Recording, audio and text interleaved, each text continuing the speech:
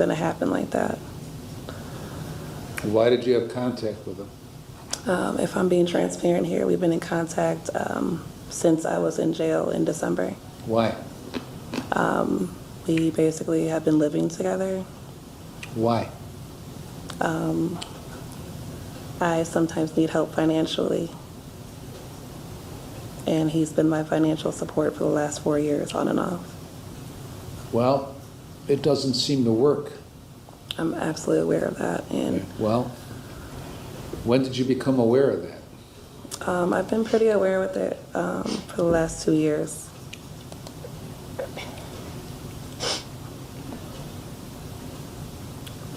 I was working on becoming more independent. I got another job. At the same time, also, I have been asking for financial help, and he has been providing financial help.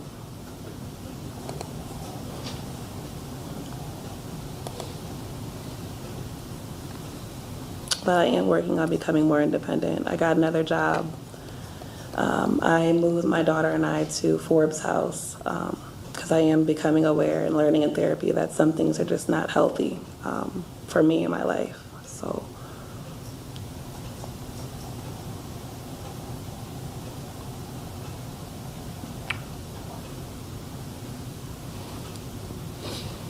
You got, as a juvenile, a domestic violence, an assault, a disorderly conduct, an assault, a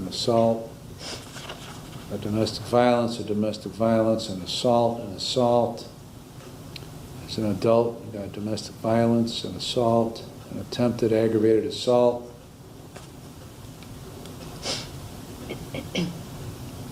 Disorderly conducts, criminal damaging, violation of a protective order, and this domestic violence. Nothing seems to work. When you're on probation, nothing seems to impact you.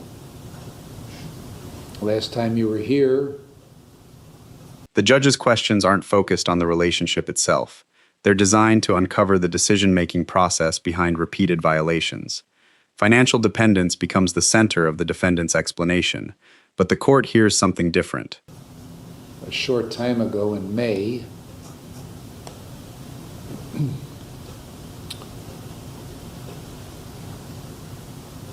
you served an additional 40 days in jail, so that got you out the middle of June, sent you to Mentor Municipal Court Mental Health Treatment Program.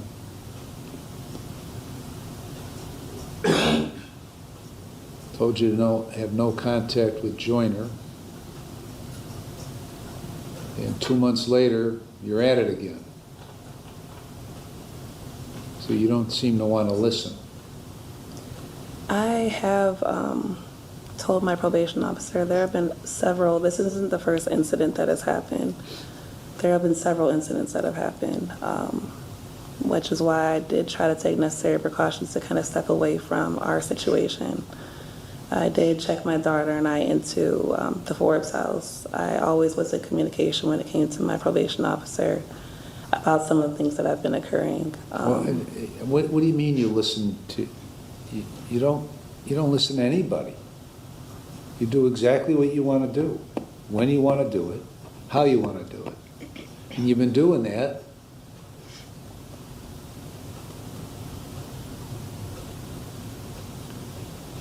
for 18 and a half years.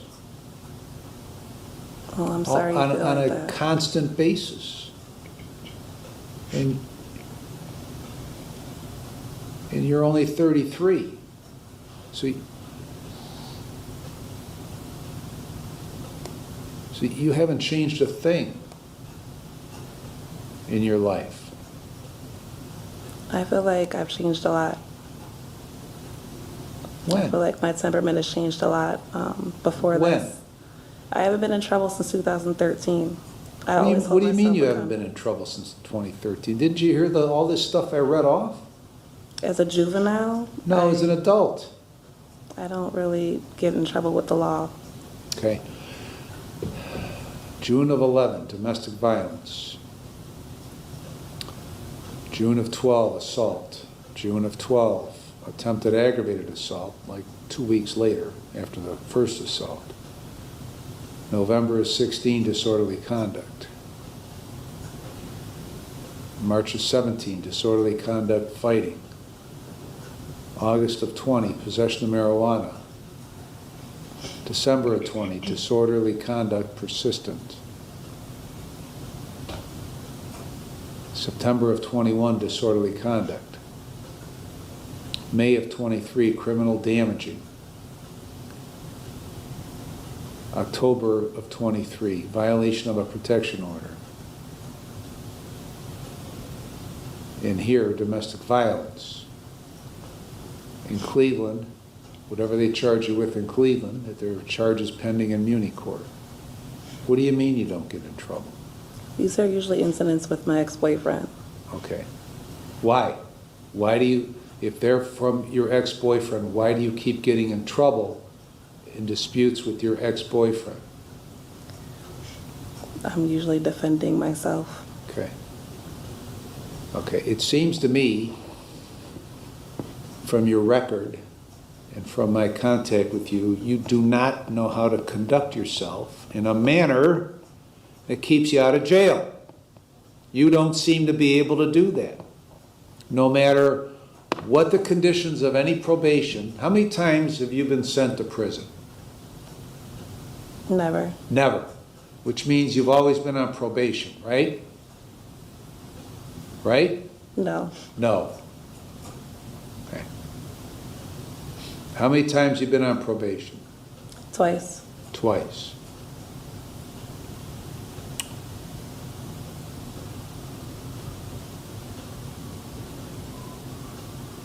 Including this time? Yes. Okay. Whenever you had all these convictions in juvenile court, were you ever on probation? Back in juvenile days, I was on a lot of psych medication, so honestly, I don't recall. Okay. Well, you were. The judge deliberately walks through years of prior offenses to establish that the current violations are not isolated mistakes, but part of a long behavioral pattern. That strategy removes the defense's ability to frame this case as a temporary setback. In June of 11, on your domestic violence in Cuyahoga County, you were on probation. You violated probation. In June of 12, in Cuyahoga County, you were placed on probation. I had a lot of... In December of 20, in Willoughby Municipal Court,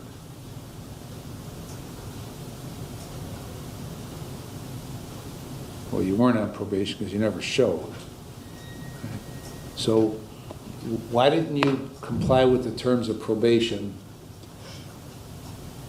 when I placed you on probation when you got out of jail in the middle of June of this year? I've been in compliance with probation. Why are you here then?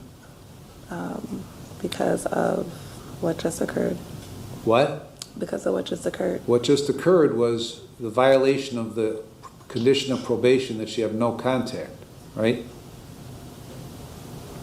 I was making it to the other things that were asked of me. I was going to mental health court on time. I was sober. You don't pick and choose what you want to do and what you don't want to do.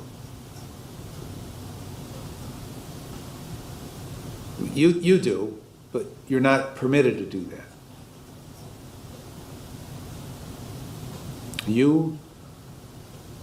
There were some things you didn't get violated on. What were those, Ms. Henley?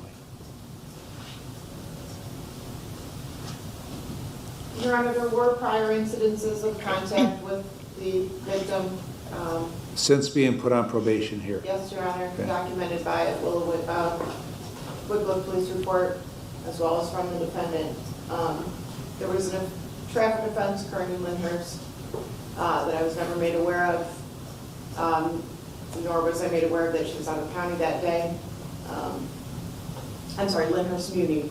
I believe the arresting agency was Highland Heights. So there's been at least a half dozen things, in addition to the 3 that are on the record here for this violation, at least 3 more things. Wait, In 2 months. I was on the way back to my parents' house. I was in Lyndhurst. I wasn't in Lyndhurst. I was in Mayfield. Mayfield's Cuyahoga County. Right. And I work at Julia and then you're Latino. summoned into Lyndhurst Municipal Court for whatever violation it was. I couldn't report. That happened on the 14th, and I couldn't really report because I got arrested on the 16th. Okay, I so what happened the rest of the 14th and the 15th and part of the 16th that you couldn't report it? How am I supposed to report? I was going to report on Tuesday, which was Got the a 18th. telephone? Got a telephone? It's the weekend. Okay. I'm All not right. usually one to not report, sir. You not only do you not listen, okay, to what, and do what you're supposed to do, not only do you not comply with the terms of your probation, but you don't even seem to think that it's a problem not complying with the terms of probation, because every time I ask you about it, you come up with an excuse as to why you're not doing it. I In was the on the 2 way back months from work. that you were on probation, this all occurred after you got out of jail. I was on the way back from work. I had to pick my daughter up from Cuyahoga County. My parents live in Mayfield Village. I was staying at Forbes' house. I was And on the way you back. got some sort of ticket, right? I was going 75 and a 60. Okay. What? 82. 82 and a 60. You got a ticket. And that then triggers an obligation for you to tell your probation officer. I couldn't report yet. I was going to report on Tuesday. That happened I couldn't report yet. Okay. All right.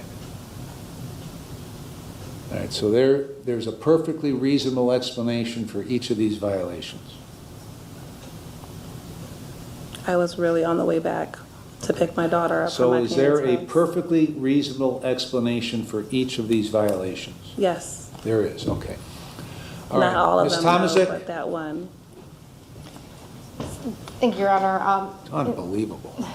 In speaking with Ms. Rude, she would like to ask the court for an opportunity to continue doing probation. In speaking with her, she has indicated some of her mental health issues. She is currently enrolled in the mental health court through Mentor Municipal Court. We have quite a few clients in that court, Your Honor, and I've spoken with the judge and Jamie with. I spoke with the judge too. So from what Ms. Rude told me, she has been enjoying mental health court, so she would like an opportunity to continue probation. The discussion shifts toward probation itself, revealing one of the biggest misunderstandings defendants often bring into violation hearings. The defendant emphasizes everything she successfully completed, including sobriety, attendance, and mental health participation. And get another opportunity to continue going to mental health court. Your Honor, I know she has a hearing on November 3rd for a custody issue with her daughter. She indicated her daughter is her main priority. She does not want to miss that hearing. She wants to make sure she can do. How can her daughter be her main priority when she can't live her life within the bounds of what she's supposed to do? If her daughter were her main priority, then she wouldn't have gotten arrested in Cleveland on August 16th. Okay, so it's not her main priority. She says it's her main priority, but it ain't. I'm not a bad mom, so that's really hurtful that you feel that way. I'm sorry that you feel that way. Well, okay. All right, great. Okay. I'm sorry that you don't conduct yourself like a responsible parent for the benefit of your daughter. Okay, I'm sorry about that. Okay? That's got nothing to do with anything. Go ahead, Ms. Tomaszek. Thank you, Your Honor. So we would just like to ask the court for one more opportunity to give Ms. Rude the chance to see how mental health court can help her, what sort of things she can get from mental health court to help with her thinking. I know she wants to get back on her feet, so we'd just like to ask the court for one more opportunity. She's going to get another opportunity, okay? Whether, I mean, the history indicates she's not going to take advantage of it because she just doesn't. For 17 and a half years, she hasn't. That indicates to me that she really doesn't have any interest in this. Her interest is in getting off with the least amount of penalty possible. And then she can go back and have contact with Joyner.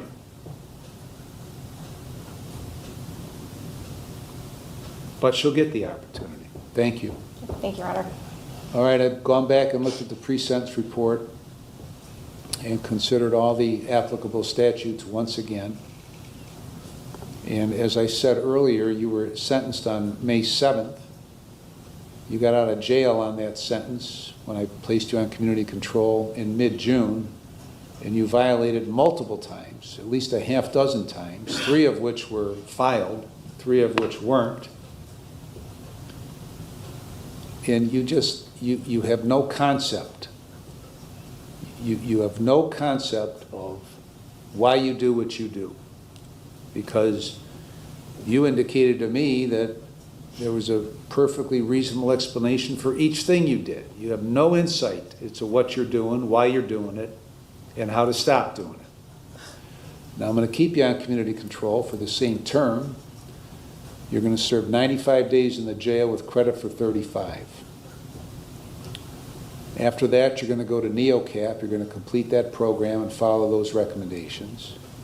And you're going to continue in the Mentor Municipal Court Mental Health Treatment Program, and you're going to comply with all those conditions, as well as all the other conditions that I imposed upon you for your probation on May 7th, including no contact with Willis Joyner or any other member of his family. Can my daughter and I also have a no contact order? Can your daughter and you also have? Yeah, no because contact? this communication doesn't just go one way. Okay, Okay, I didn't reach out to Joyner. He reached out to me. okay. So this is ridiculous that I'm being placed with all these different regulations, Right. and I'm also not I just a understand suspect, that. I'm a victim I too. understand in light of your history how absolutely ridiculous this is. The final ruling reflects a balance rather than an extreme outcome. Despite expressing serious concerns about the defendant's lack of insight, the judge chooses not to impose prison. Instead, community control survives with substantially stronger consequences attached. That decision reveals an important judicial calculation. The court still believes rehabilitation remains possible, but only through tighter structure and increased accountability. Jail time, treatment programming, continued mental health participation, and renewed probation conditions are combined into one comprehensive plan. Instead of abandoning rehabilitation, the judge reinforces it while adding immediate punishment for repeated violations. The sentence communicates that opportunity still exists, but future flexibility will likely disappear if similar conduct continues. It's a warning wrapped inside another chance rather than a declaration that rehabilitation has failed completely. The hearing ends with the most revealing exchange of the entire proceeding. Even after sentencing, the defendant immediately challenges the fairness of the restrictions and redirects attention toward the victim's conduct and the custody consequences she faces. The judge interprets that response as further evidence that responsibility is still being shared instead of fully accepted. This final confrontation explains the court's reasoning better than any legal citation could. The disagreement isn't about whether difficult circumstances exist. It's about whether personal choices remain the defendant's responsibility despite those circumstances. By the conclusion, both sides are speaking from entirely different frameworks. One focuses on external pressures. The other focuses on accountability under court orders. That unresolved conflict leaves the courtroom with probation preserved, but judicial confidence clearly hanging by its thinnest thread.